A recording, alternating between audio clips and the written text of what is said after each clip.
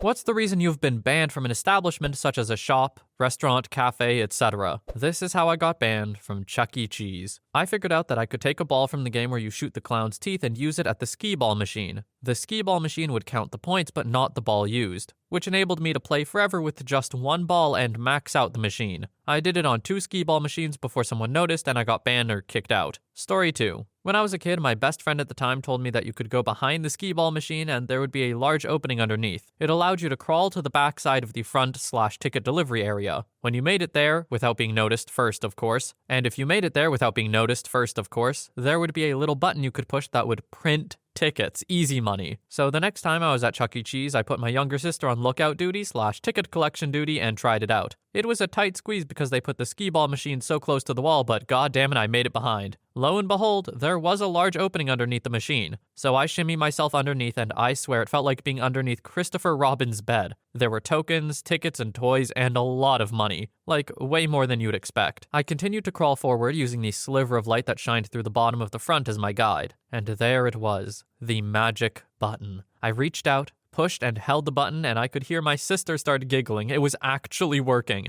I held the button for what felt like an eternity, continually nervous, knowing that we could get caught at any moment. I finally decided that was enough, scooped up as much money as I could, and shimmied back out. My sister and I split the money and the tickets and ran this scheme a couple more times, before sadly getting caught. I haven't been back to Chuck E. Cheese since. Story 3. My roommates and I, along with a few friends, went out to a bar one night to drink. We had grown a single, beautiful watermelon in our yard and brought him along to party with us. Named him Walter Malone. We snuck the watermelon into the bar and generally just passed it around and praised him for being a good melon. At first, the bouncers didn't care. They came up to us and just told us to be careful with it. One of my friends got pretty drunk and started holding it above his head and dancing with it. The bouncers had had enough of our shenanigans and tried to take it. My drunk friend agreed with them that he would leave with the melon. A few minutes later, my friend makes it back into the bar with the melon under his jacket. He had snuck in through the back and avoided the bouncers. Once they saw the melon again, they got pretty pissed and kicked us all out. We argued for our melon back, but to no avail. Rest in peace, Walter. Funnily enough, a group of dudes who left the bar had seen/heard about the melon incident. As we were all hanging outside the bar waiting for an Uber, the dudes drove past, stopped, and handed us a pumpkin. So we ended the night melonless, but with a new pumpkin friend. We got banned temporarily, but I could probably go back. Down a melon, up a pumpkin, and memories. Honestly, OP, you made out like a bandit. Story 4. I got mistaken for somebody else whilst on a holiday a few years back. I popped into a local shop to grab a sandwich and drink, and a staff member forcefully marched over to me and yelled, "You're not allowed in here, I've told you before." She grabbed my sandwich and bottle of water from me and put them back. I, of course, tried to protest and explained I had never been in there before, as I was a visitor to the area, but she gestured for the security guard to come over to escort me out and stood watching us from a distance with her arms folded and a smug look on her face. Also, she occasionally shouted, "If she doesn't go, I'm calling the police!" Thankfully, the security guard was a little more understanding about the situation. He happily looked at my driver's license, which proved I lived in a different area. I offered to show it, but said, "Perhaps it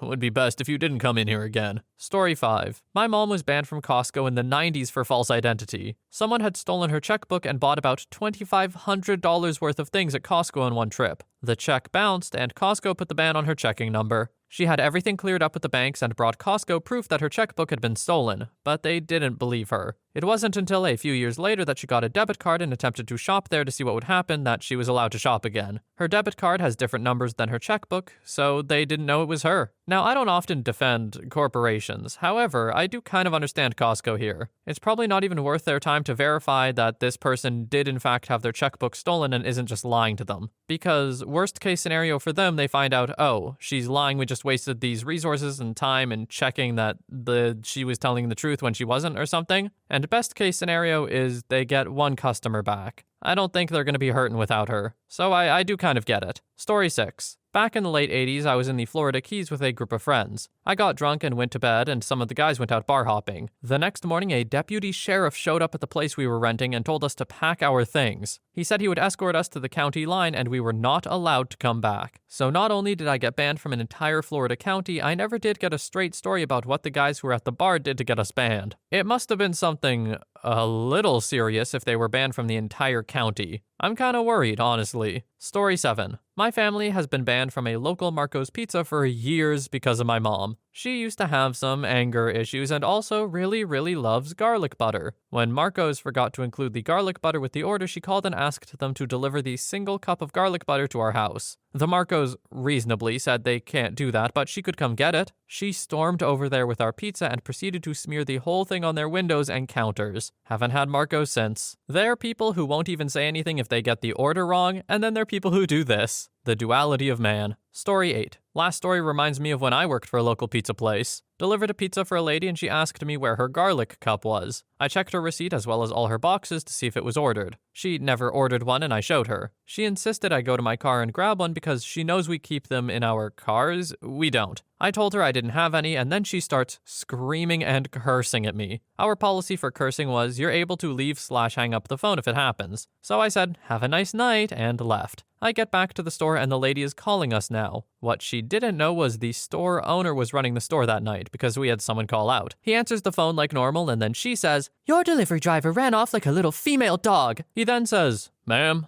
have a nice night," and then just hangs up. Immediately after she calls again and was now cursing at the owner of the store. He then goes, "Ma'am, you're no longer allowed to order from this store. Have a nice night," and hangs up again. All this commotion over an item that was never ordered. Story 9. I got banned from Six Flags Great Adventure, New Jersey several times in the early 90s. Back when I was in high school, season passes were like $40 or something, making it a no-brainer to buy one if you intended to go at least twice. My friend and I probably went 5 to 7 days a week since we lived close by. We knew the park and its operations better than pretty much anyone who didn't work there, and eventually grew too comfortable with taking shortcuts through employee areas, as well as trying to climb things we shouldn't, bothering other guests, and overall just being a bunch of New Jersey teenagers, aka jerks. Thing is, the only IDs we had on us were our season passes, which we always assigned fake names for no pre-planned reason. Summer of '94, my pass said Oscar Schindler. We eventually got in so much trouble they would take our passes and tell us we were banned for life. Well, another $40 at the front gate and boom, back in as Itzhak Stern. They needed at that time to figure out the flaws in their system. Story 10. I was doing a history project on Poland, and it's well known this teacher gave an extra letter grade for bringing in food from the country. A friend from my previous school brought me to a bakery that made kolach that his family loved. I ordered one for my class, paying a deposit and specifying the day I was due to present. I ran in before school to get my order, and the woman behind the counter, the manager, told me that whoever took my order never sent it. And so it wasn't in the store. Despite me presenting my invoice and pointing out the date they agreed to have it by, she refused to refund my deposit on the basis, "We can make one for you tomorrow." I had to call the credit card company and dispute the charge that way. A few days later, my friend called me and asked why we were both banned from the bakery. This one is just a business L, to be honest. You screwed up, like,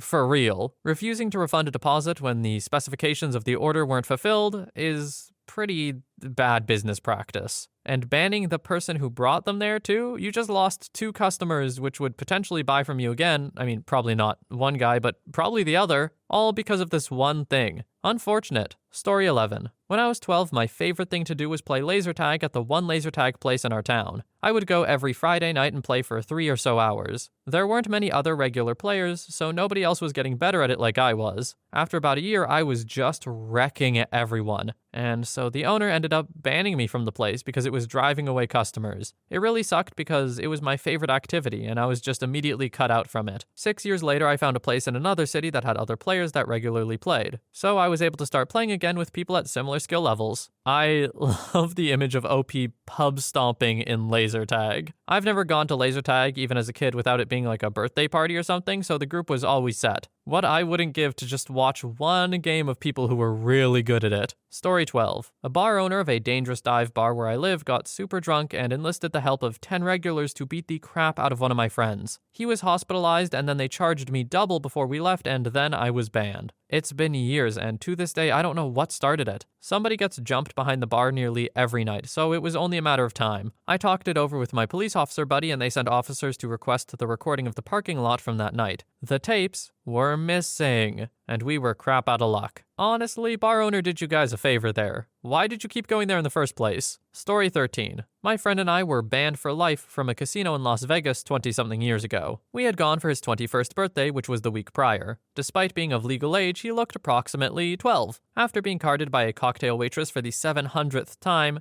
She recommended he go to the security desk and show his ID so he can get a stamp on his hand showing he was 21. That way he wouldn't have to keep pulling out his license. Ah, great. We go to security, they stamp my hand in 2 seconds, but they start examining his ID real closely. They pull out a guidebook for all of the state's driver's licenses. They call over a supervisor. Finally, they just say, "No, sorry, this is fake. It says under 21 on it." My friend at first calmly tried to explain that he turned 21 the week before, and he was under 21 when he got the license, which is why it was on there. He lived in one state and was going to college in another, and just hadn't gone home to renew his license yet. But it wasn't expired, so it was valid. They said, "This is a private establishment. We're not comfortable with it, and we're asking you to leave." Now, he had a bad temper, which I knew, and he had been drinking. I tried to defuse the situation and say, "Hey, screw this place. There's 100 casinos on the strip. Let's go somewhere else." He agreed, and we headed for the door. 10 feet from the exit, I hear, "Screw it. I'm giving that jerk a piece of my mind." 5 minutes later, we were escorted to a room off the floor, had our pictures taken, and told we were banned for life. And if we ever did return, we would be charged with trespassing. I haven't been back to Vegas since that, but if I do, I would like to walk in to test their facial recognition software. I thought this was going to be like card counting or something exciting. No, this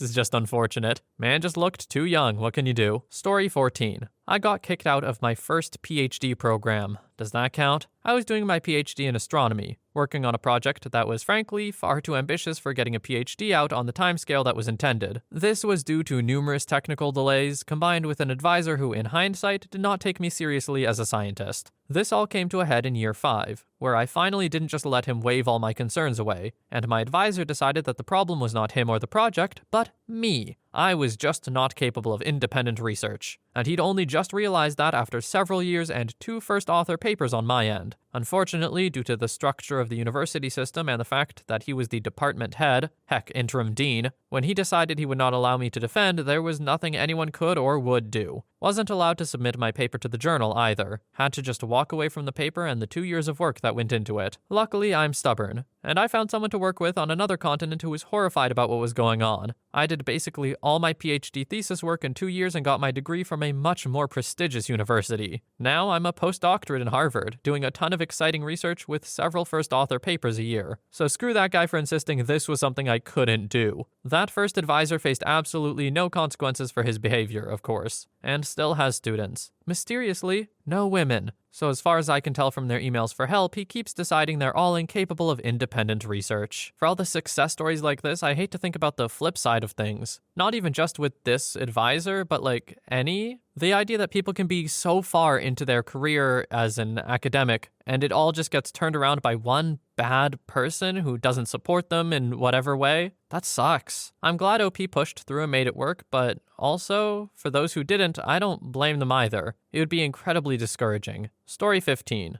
Went to a bar that had newly opened with friends. Ordered some drinks, cocktails, etc. They took forever to make it, and after an hour, we still didn't have all the ordered drinks. Some of the ones we did get were wrong, so we wanted to leave and requested the bill. They gave us the full bill, like they wanted us to pay for the things we never even got, simply because we ordered them. Oh, and of course, they expected a generous tip. We argued, yeah, we're not going to pay for the drinks we never got. They called us liars and jerks. They threatened to call the police and that from now on, we were banned from the establishment. We told him we didn't mind and go ahead, call the police. When he went into his bureau to call, we quickly calculated what we owed, slapped the money on the table, and got the hell out of there. They went out of business after like half a year and had to sell the bar. The new owner is okay. Story 16. I got banned from the local orthodontist because during an appointment, my mom asked the doctor why her degree was from the US. We live in France. She was genuinely curious and just wanted to talk, but for some reason the doctor took it really badly. He insulted my mom while I had the cheek retractor in my mouth and left the room. Fortunately, it was my penultimate appointment. On the last one, he was really aggressive and told us to never come back and go see someone else for my siblings. Story 17. One of my favorite sushi spots that I was always at. I got to know all the waiters and staff because I went there so often. One day I went in there and there was a new woman behind the counter. She was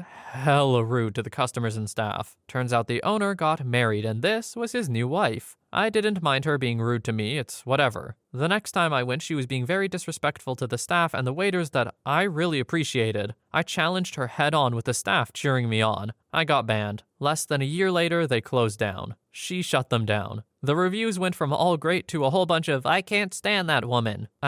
Yeah, it's not always the best idea to get your spouses involved in the business. It could simply be a field they're not well equipped for. Who knows, the wife could be a wonderful woman outside of the service industry, but in it, she could just turn into a whole different beast. That's unfortunate. Seems like the owner should have done something about that a little sooner. Story 18. Went to a training course out of town when I was 21, and because it was a long journey, the entire group just booked hotel rooms for the night. I booked a single room for myself and got placed opposite end of the hotel from the rest of my group who were all sharing with classmates. Only times I left the room after arriving were to get some dinner, and then to go to the bar to watch a football match, where I sat with the lecturers who accompanied us and spent the time chatting with them and the barman. Headed to bed around 11-ish. As I was heading up to my room, I passed my group who were heading out to a nearby nightclub. Had a quick smoke with them outside before they took my number as a kind of emergency contact for themselves. Anyway, next morning comes and I'm down at the lobby for 7-ish. Grabbed some tea and some breakfast and went to ask for something at the reception. But then I overheard a group of elderly people in front of me complaining at the desk about the noise last night. My group came back absolutely plastered and brought a lot of people back with them from the nightclub. Manager had every room inspected before we left the property and was going to charge for any damages done. Honestly, completely understandable. Some rooms, from what I gathered, were utterly thrashed. I nipped out for a smoke knowing my room was perfectly fine. Hell, I even stripped the bed down before I left to save housekeeping the bother. But no, I got called in and told I was being charged an extra 300 euros for damages done. I inquired about the damages and asked to be brought up and shown them. Went up, followed by the manager, a receptionist, housekeeping, and one other staff member. They showed me the